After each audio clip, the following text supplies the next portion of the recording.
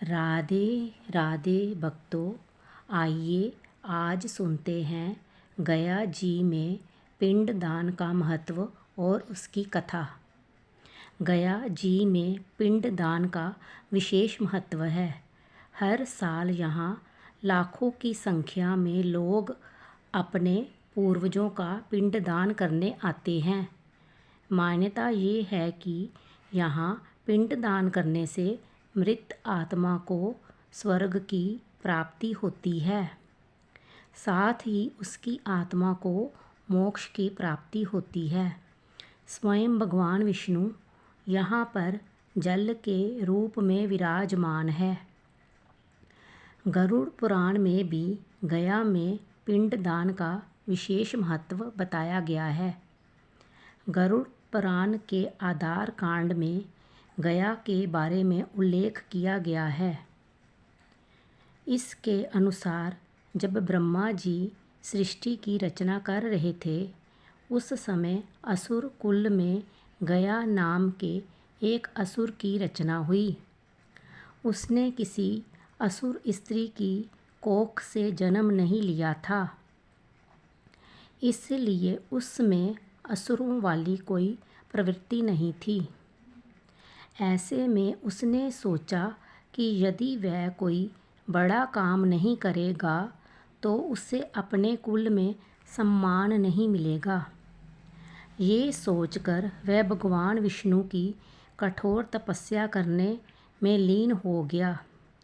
कुछ समय पश्चात गयासुर की कठोर तपस्या से प्रसन्न होकर भगवान विष्णु ने उसे साक्षात दर्शन दिया और उसे वरदान मांगने को कहा। ये सुन गयासुर ने भगवान विष्णु से कहा कि आप मेरे शरीर में साक्षात वास करें, ताकि जो मुझे देखे उसके समस्त पाप नष्ट हो जाए, वह जीव पुण्य आत्मा हो जाए तथा उसे स्वर्ग में स्थान मिले। श्री हरि ने उसे ये वर दे दिया। इसके बाद उसे जो भी देखना उसके समस्त कष्टों का निवारण हो जाता और दुख दूर हो जाते। ये देख सारे देवतागण चिंतित हो गए और भगवान विष्णु की शरण में गए।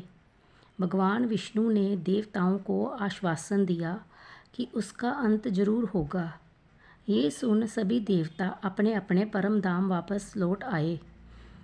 तभी कुछ दिन बाद गयासुर भगवान विष्णु की भक्ति में लीन होकर कीकट देश में शयन करने लगा।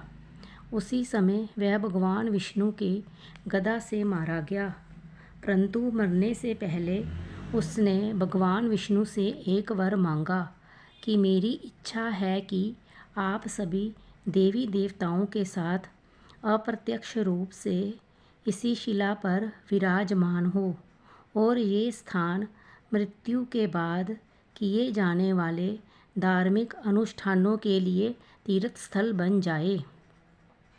इसे सुन श्री हरि ने गयासुर को आशीर्वाद दिया कि यहाँ पितरों का श्राद्ध तर्पण आदि करने से मृत आत्माओं को पीड़ा से मुक्ति मिलेगी। गरुड़ पुराण के अनुसार तब से यहाँ पितरों का श्राद्ध तर्पण होने लगा। गरुड़ पुराण के अनुसार भगवान विष्णु स्वयं यहाँ जल के रूप में विराजमान है। इसलिए गरुड़ पुराण में वर्णित है कि 21 पीढ़ियों में किसी एक भी व्यक्ति का पैर यदि फल्गु में पड़ जाए तो उसके समस्त कुल का उद्धार हो जाता है। कथा समाप्त हुई। राधे राधे। कृपया मेरे चैनल को लाइक, शेयर, कमेंट और सब्सक्राइब करें।